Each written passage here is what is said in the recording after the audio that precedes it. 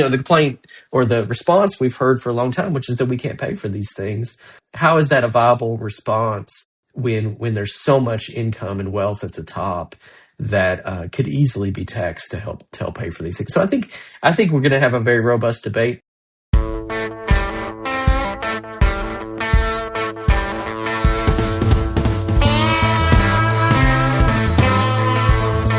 Hey there, I'm Jesse Fox Mayshark, and this is Headlights, Voices from the Progressive South.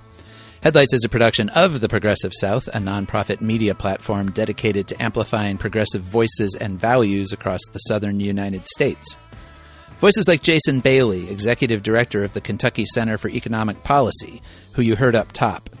It's a nonprofit research organization that advocates for the economic needs of the residents of the Bluegrass State. The group recently published a report focused on the affordability challenges that Kentuckians face and made some specific policy recommendations for addressing them. That conversation's coming up, and in our arts and culture segment, we'll talk about 3 very southern films up for Oscar awards this year. But first, the news roundup. We have deaths at an immigrant detention center in Texas, growing moves to restrict the development of data centers, and Florida's war on property taxes. Last summer, the U.S. Department of Defense, which is still its legal name despite the Trump administration rebranding it as the Department of War, announced that it was building the nation's largest immigrant detention center at Fort Bliss, an Army base in El Paso.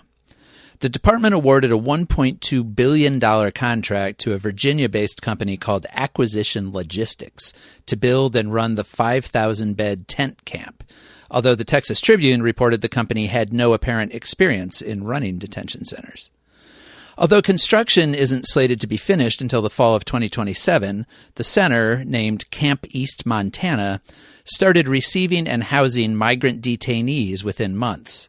It now holds about 2,900 prisoners.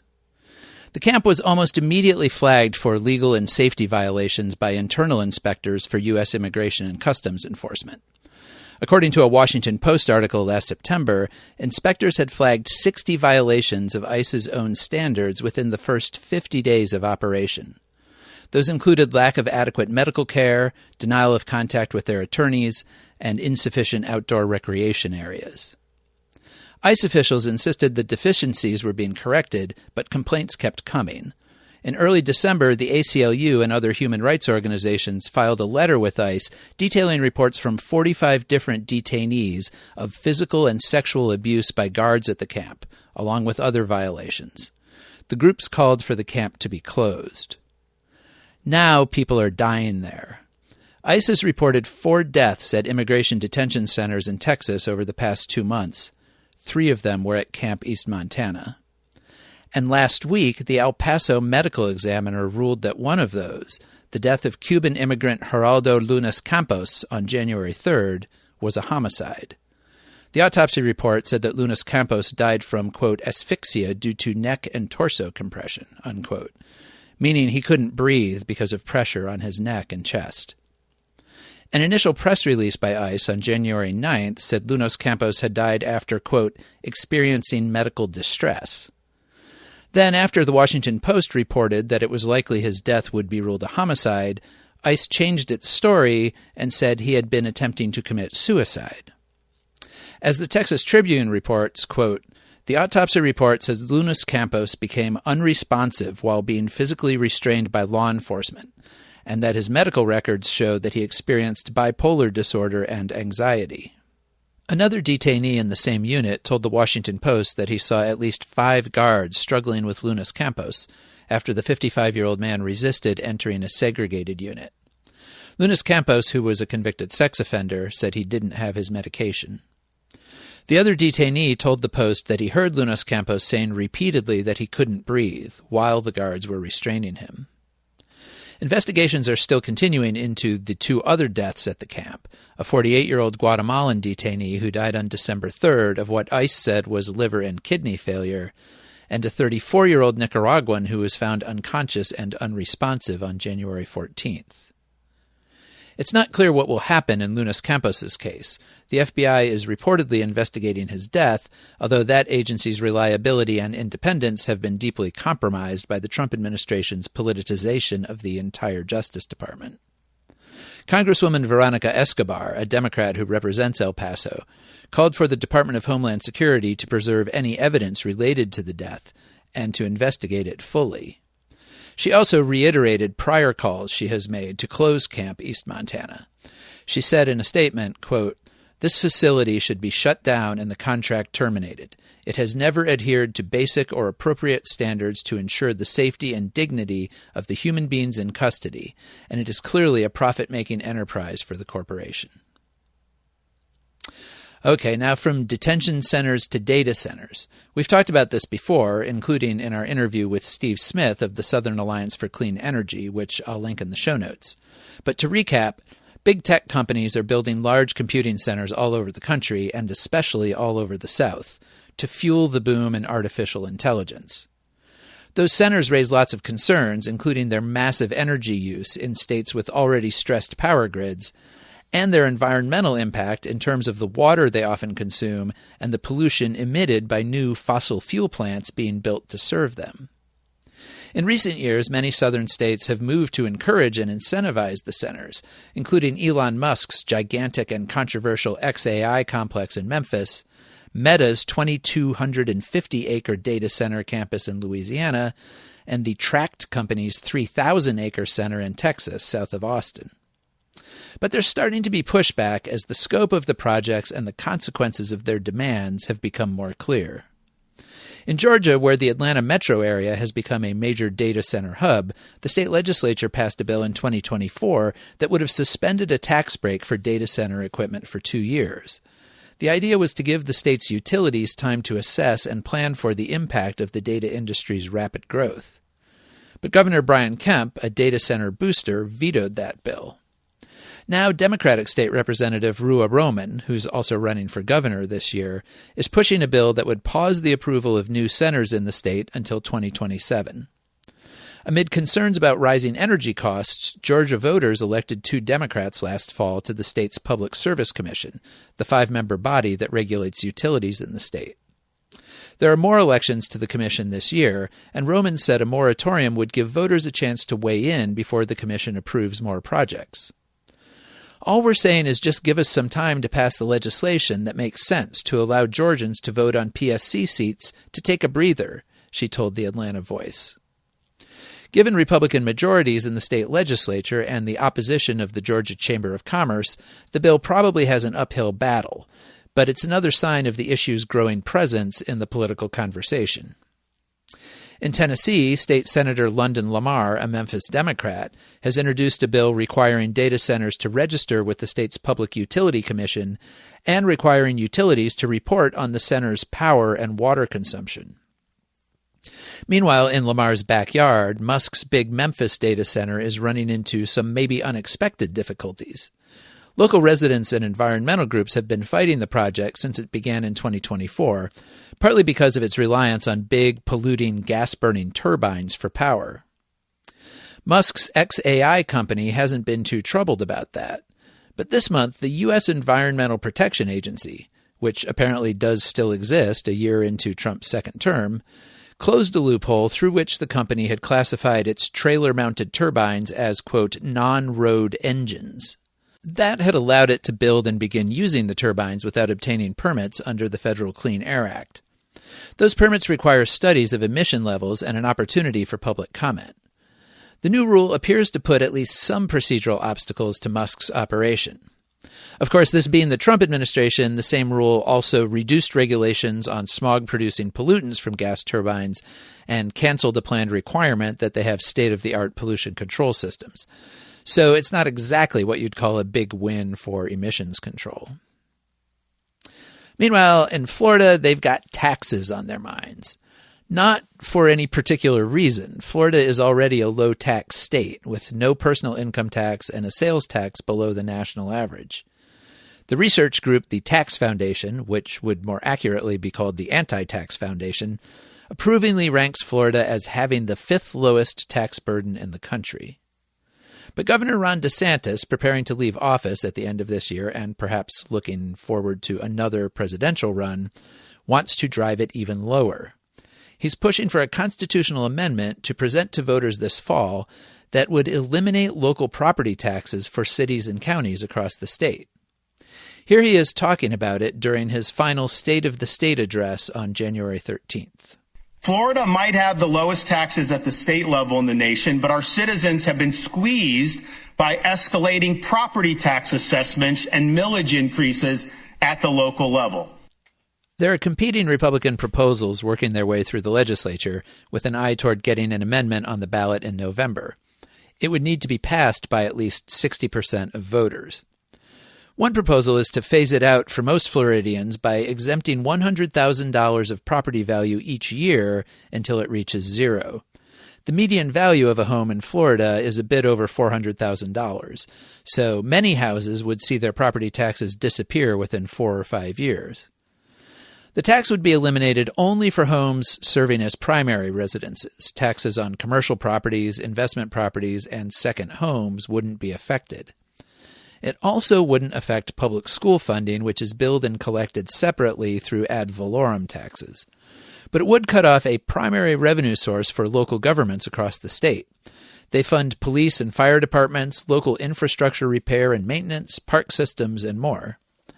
Not surprisingly, those governments are fighting back, telling the legislature that they stand to lose nearly half of their annual budgets, which would force extreme cuts in local services.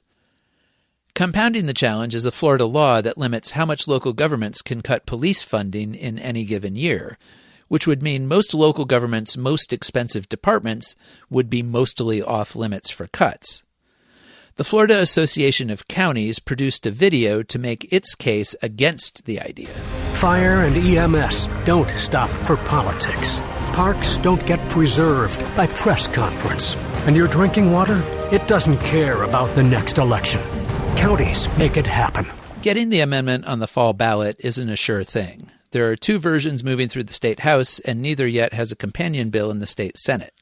It needs to pass both houses by a 3/5 majority in order to get before voters.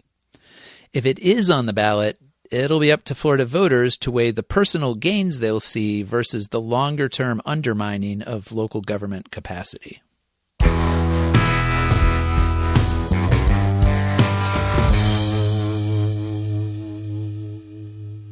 Okay, now we're to my interview with Jason Bailey.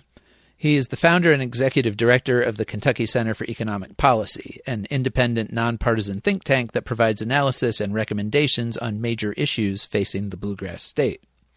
His public service includes appointments to the Governor's Blue Ribbon Commission on Tax Reform and the Kentucky Teachers Retirement System Funding Work Group. He has a master's in public administration with a specialization in public finance from New York University and a bachelor's degree from Carson Newman University here in East Tennessee. I got in touch with him to talk about a new report his group put out looking at problems of affordability for average Kentuckians and ways to address them. Affordability is, of course, an ever-present challenge for many working and middle-class Americans. But it's been heightened in recent years by rapid inflation after the COVID pandemic, which drove prices up for homes and cars and other goods, while wages and salaries lagged behind. It also attained political buzzword status last year when a range of candidates, from Democratic Socialist New York Mayor Zoran Mamdani to Virginia's new moderate Democratic Governor Abigail Spanberger, rode it to victory. Even President Donald Trump has felt compelled to address the affordability crisis, if only to call it a, quote, Democrat hoax. Jason and I talked about what we mean by affordability and ways to think of it beyond just prices going up. So, Seth, roll the tape. All right, Jason Bailey, thanks a lot for joining me. Yeah, thank you for having me. I guess I should start out by just asking you a little bit about the Kentucky Center for Economic Policy. What is it? What do you all do? Yeah, we're a nonprofit, nonpartisan research and advocacy organization. We've been around about nearly 15 years here in Kentucky. And, our work is really about helping Kentuckians understand the policy decisions that are being made, how they impact their lives, and, in that way, sort of hopefully better facilitate public participation in those decisions and ensuring that they're as good as possible for the vast majority of Kentuckians. And where did this come from? How did you, because you were the founder of the center, or the founding director, how did you get into this work yourself? I see you actually went to school down here in East Tennessee at Carson Newman, just not too far from me. That's right. I grew up in East Tennessee, lived the first 22 years of my life there, moved to Kentucky after college, and knew I wanted to do something at that point in my life to sort of impact issues of social justice. I didn't know how or why, or I knew why, but I didn't know how. So just sort of stumbled into a job looking at the state budget and the tax system, and realizing that a lot of the issues that are facing communities come down to resources, to money, and how that flows. And I found that pretty fascinating. And so one thing led to another. And I was able to start the center. And we're part of a national network. There are groups like ours in about 40 states that work together to sort of be these groups that are able to provide the data and analysis to help support, efforts to advocate against bad policies and for good ones. So it's a fun way to, if you're a little bit of a nerd like me, it's a fun way to make a contribution. So this new report that caught my eye, Building a Kentucky Workers Can Afford, I get the sense that a lot of the issues you're talking about in here are issues that you have probably been looking at for a long time, because they're kind of structural and endemic in a lot of ways. But obviously everybody's talking about affordability right now, both because it's something many people are experiencing challenges with, and also it's certainly become a political hot topic. It arguably drove President Trump's election in 2024, and now we're seeing in some recent elections probably some Democratic candidates seeming to benefit from emphasizing it. It looks to me like in this study, you're trying to put some meat on that take it beyond the political sound bites. So what were you trying to do with this report? Yeah, I mean, it was obvious, over the last year that affordability, and really going back several years to the pandemic, that, the cost of living was and is the most important issue facing people. That's what they tell pollsters, and for good reasons. If you look behind the data, it's very clear. But, what does that mean, and what can and should government do about it? That was really the driving force behind doing this report. It does build on things we've done our entire nearly 15 years we've been around. We were working on affordability before affordability was cool. But, there are, nonetheless, I think there is a new, because of the political focus on this, there is new attention to these issues, and that is a good thing. But it creates a certain urgency, and there's danger that we'll just hear a lot of rhetoric about affordability, and no action. And so what we wanted to do is sort of show, there are dozens of policies, and this our report doesn't even scratch the surface of things that elected officials can do. We were focused at the state level to make people's lives more affordable. And there's really kind of two ways we looked at that. There's two sides to the affordability coin. One is people's wages and incomes need to go up. So the resources they have to buy the things they need to go up. And the other side of the coin is the cost of the things themselves, which has really spiked, can in many cases be more affordable and than they are today. So we were looking at sort of both sides of that coin and really putting out ideas about how to address it. Yeah, well, that's and it's a really good report, and I'll link to it, and definitely worth reading all the way through. We can't cover all of it, but let's start out by talking a little bit about the wage and income side of that equation, because I think that one thing that is hard for kind of your average person to conceptualize about affordability is that there's a little bit of a mythology that all these things are sort of naturally occurring somehow, that if we have an imbalance between wages and costs, that's just the market. That's just the market has decided these things. And a point that you all kind of make over and over here is that a lot of these things are the results of, either deliberate decisions or lack of action on specific issues. So what are the big factors in keeping wages low? And, I noticed in your report, especially with the inflation we've had in recent years, you showed that from 2020 to 2024, average families actually lost ground in terms of their buying power because wages did not keep up with the inflation we saw there. Right, exactly. To underline your point, we're taught, I think, in this society that the economy is like the weather. There's cold front coming in.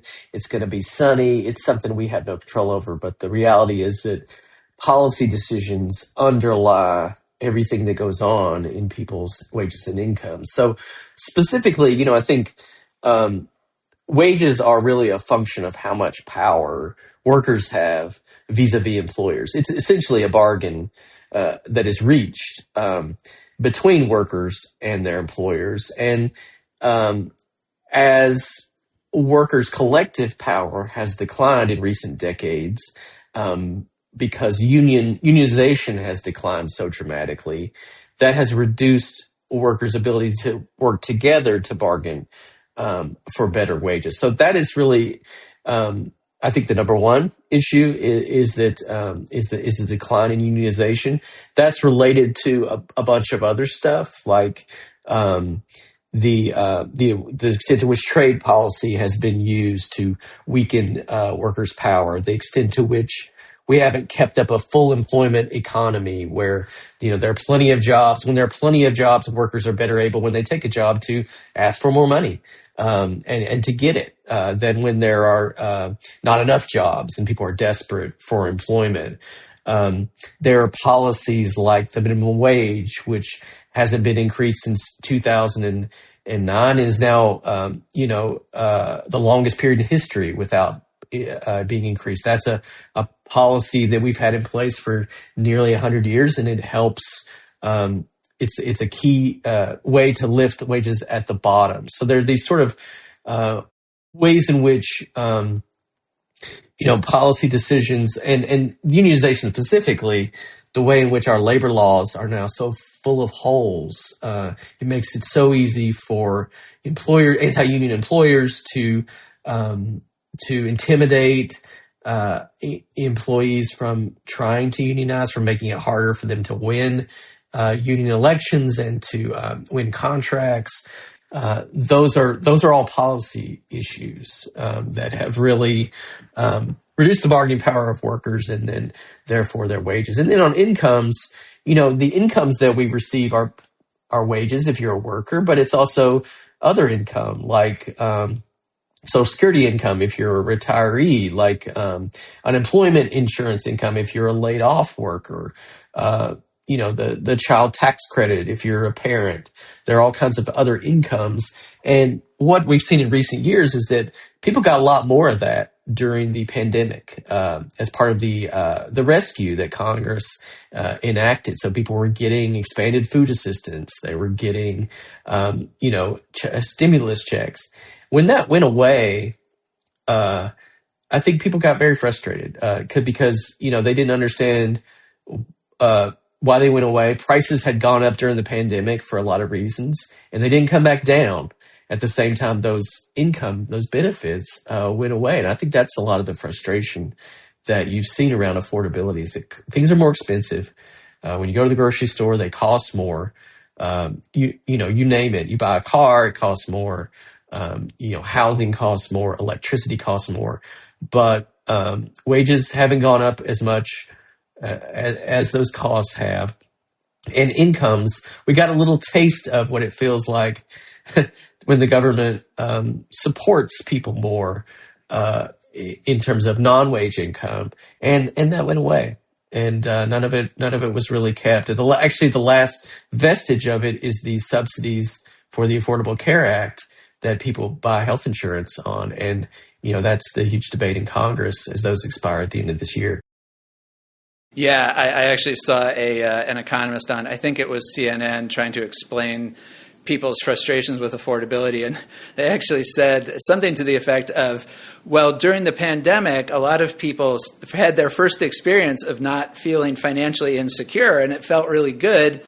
And now they're just having trouble readjusting to being financially insecure, as if that was just sort of the natural state of things. Right. That's the normal. That, and I think the other aspect of affordability that people are figuring out are noticing is that the wealthy are doing quite well.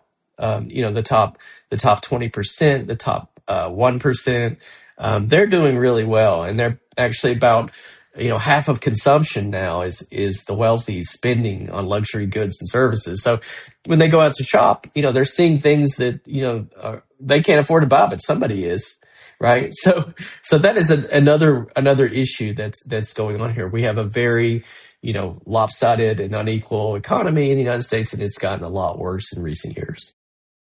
So on the cost side, you kind of break down, core costs, transportation, shelter, food, et cetera, show that overall that bucket of things that you're looking at are up 27% in recent years, and many of those are up over 30%.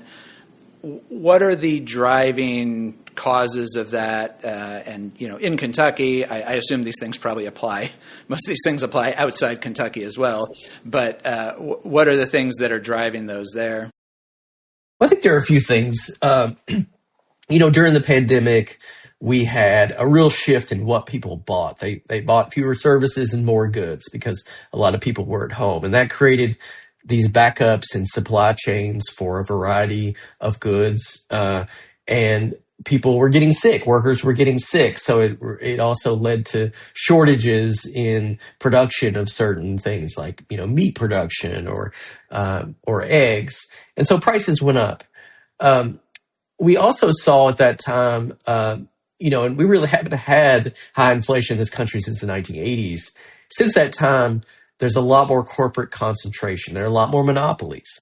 And so there's plenty of evidence now that while those prices were going up because of supply constraints, corporations also that had monopoly or oligopoly control over certain industries raised them even further. And we've seen corporate profits at record highs. And our inability or unwillingness as a country to restrain monopolization has also led to prices going up for certain things. And the third thing I would point to is, there are ways in which we don't put enough public dollars into public goods to help ease their costs. So if you think about something like housing, we haven't had a lot of housing built in this country since 2008 when the housing bust and the Great Recession financial crisis happened. We don't have nearly enough housing. There's several causes of that, but one of the big ones is that we don't put a lot of public dollars into building affordable housing. You can also see it in things like healthcare and the subsidies that people have received to buy healthcare.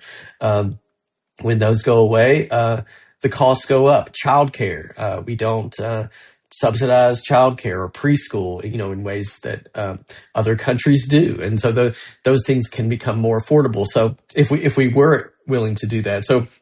That's another issue is that, we just don't put the dollars into those goods those public goods that people need that benefit lots of people. One more I'll point to is just higher education. I mean, we have cut back dramatically in public funding for higher education. Tuition has gone up as a result, and student loan debt. It used to be the case that public higher ed was almost free in this country. It's far from that now.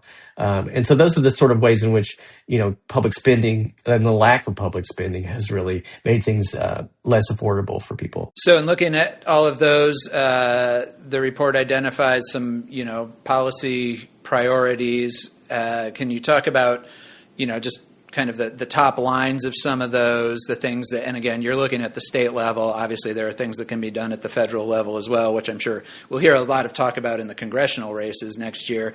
But what are the key things that you think Kentucky can do about this? And then, of course, the big question everybody always asks, well, how do you pay for these things? Because a lot of what you're talking about does involve public investment of different kinds.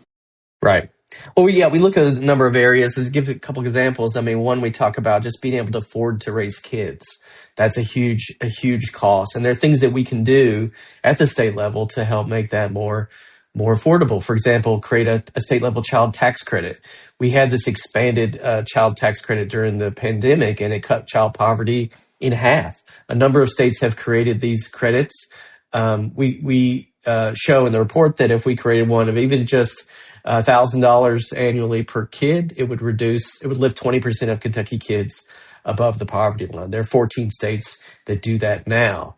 We could also provide paid family leave so that, people receive income when they are working, but they are able to pay, to support the kids' early months and their development. That's something that most countries do. We don't have that now. 13 states do provide paid family leave for state workers for workers in their state. So that's something we can do. Also, expanding the subsidies for affordable childcare and for universal preschool. We don't have universal preschool for 3 or 4 year olds in this state. And the number of childcare centers has declined dramatically as the support has gone away. Childcare is a major expense if you have young children. Sometimes it's bigger than people's mortgage in many cases. So that's just one example of a bucket of things that other places are doing that will make life much more affordable for lots of folks. We also talk about other issues, healthcare. The state plays a big role. It ensures about 40% of the population. If you look at Medicaid and the state employees plan and the exchange, we also subsidize private health insurance. We also regulate healthcare. So there are things states can do. They can cap drug prices. They can demand that insurance companies don't create a bunch of barriers like prior authorizations. They can cut down on profiteering in pharmaceuticals, and they can expand access, helping people buy into the Medicaid program for a low-cost option, or receive more cheaper insurance on the exchange. There are things other states are now doing to make healthcare more affordable. And we do the same thing in other areas as well, including housing, including public education, including higher education, including retirement. There are about 20 states now that provide retirement plans for people who don't have them through their jobs. And this is a low-cost option to help people have more than just Social Security when they retire. That's going to be a huge issue in the coming decades. So there are lots of things we could do, and you're right. Some of those things, I should say, don't cost money. You can raise the minimum wage. It does not cost any tax dollars. You can do lots of things. You can regulate health insurance companies in a way that doesn't cost tax dollars, but some things do. And so the question then becomes how you pay for it, and that's how we end the report. There's lots of room to tax the wealthy, the people at the top, more to pay for these things. And as we show in the report, Kentucky and many states have an upside-down tax system where the higher your income is, the less you pay as a share of that income in state and local taxes. And that problem has gotten a lot worse. I was struck by that. You have a chart there that shows that the lowest quintile pays about 12% of their income in state and local taxes, and the top quintile is literally paying 6%. So right. half the percentage. Half of that. Exactly. And it's gotten a whole lot worse in the last decade because, one, there have been these huge federal tax cuts passed, the first Trump tax cuts of 2017, and then the One Big Beautiful Bill Act, so-called, of this summer. Huge tax cuts that skew toward the wealthy. And then at the state level, Kentucky's one of those states that is where the legislature is trying to eliminate the individual income tax. They've been cutting it. And that also skews heavily to the wealthy. So, one of the things that we're talking about as a way to pay for that is just to ask the wealthy to settle up, to pay what we're calling a settle up tax on the windfall they've received from all these federal and state tax cuts. Kentucky, they're getting about $3.4 billion a year more in income because of the tax cuts in the last decade per year. That kind of money would go a long way toward paying for the things that make life affordable for the rest of us. So it's a common sense and fair way to really address the affordability crisis, and it's very doable. Those folks have seen their stock portfolios explode in the last few years.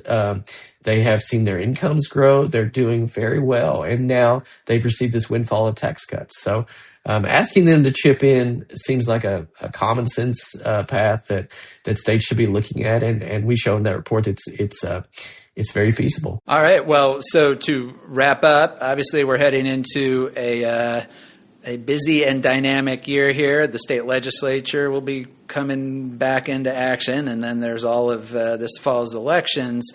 Do you hope and expect to see and hear some of these issues you're talking about, take some prominence there in Kentucky?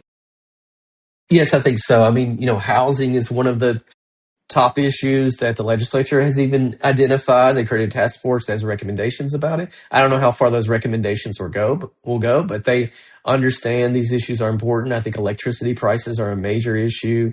There's a debate here in Kentucky right now about, ending utility disconnections for during the winter. There's things like that can, aren't going to go that far, but are first steps toward making life more affordable. I think, politicians of both parties are going to have to explain in a way I don't think they have before, what they're doing to make life more affordable, to address the cost of living. And if they're not doing much, then why? And specifically to the the complaint or the response we've heard for a long time, which is that we can't pay for these things. How is that a viable response when there's so much income and wealth at the top that could easily be taxed to help pay for these things? So I think we're going to have a very robust debate. Kentucky will create a new 2-year budget in the next session, and like all states, they're dealing with the fallout of the federal cuts to Medicaid and SNAP food assistance. And so they're going to have to find money for that alone. They're also dealing with the state tax cuts and loss of revenue from that. So as it relates to healthcare and just grocery bills for 600,000 Kentuckians who receive SNAP, that debate is going to be happening. And so, I think that this will be at the center of what we look at in 2026. And my hope is that, throughout the year, we hear folks explaining their plans for affordability, and that's what, because that's what voters and, certainly in Kentucky, but around the nation want to hear their elected officials address. All right. Well, good stuff. And that report, I think, whether people live in Kentucky or elsewhere, I think they'll find a lot of things in it that sound pretty familiar. And you can find all of that at kypolicy.org, and we will link it in the show notes as well. So, Jason, thanks again. Really appreciate it. Thank you, Jesse. I appreciate it.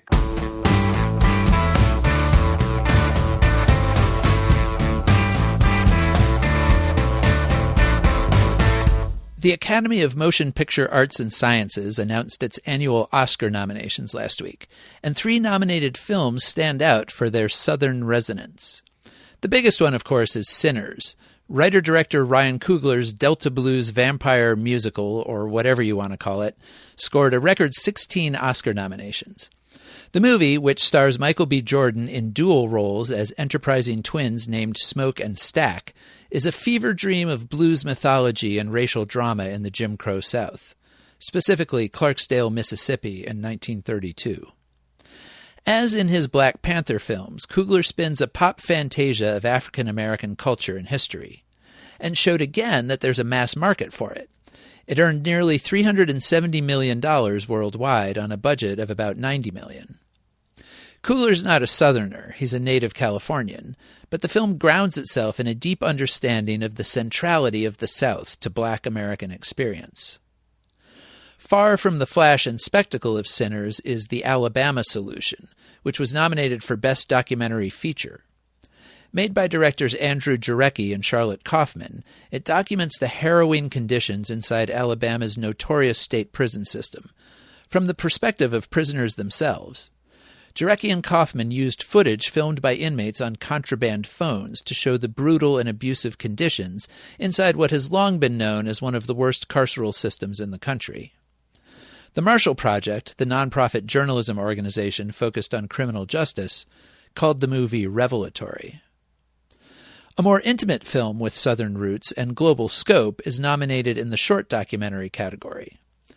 Armed Only with a Camera, The Life and Death of Brent Renaud, tells the story of the Arkansas journalist and filmmaker who was killed by Russian soldiers in 2022 while covering the war in Ukraine. It was made by his brother and creative partner, Craig Renaud, and pays tribute to a career spent shedding light on the humanitarian costs of wars and disasters, from Haiti to Honduras to Somalia. All three of those films are currently available on streaming services, and all are very much worth seeing.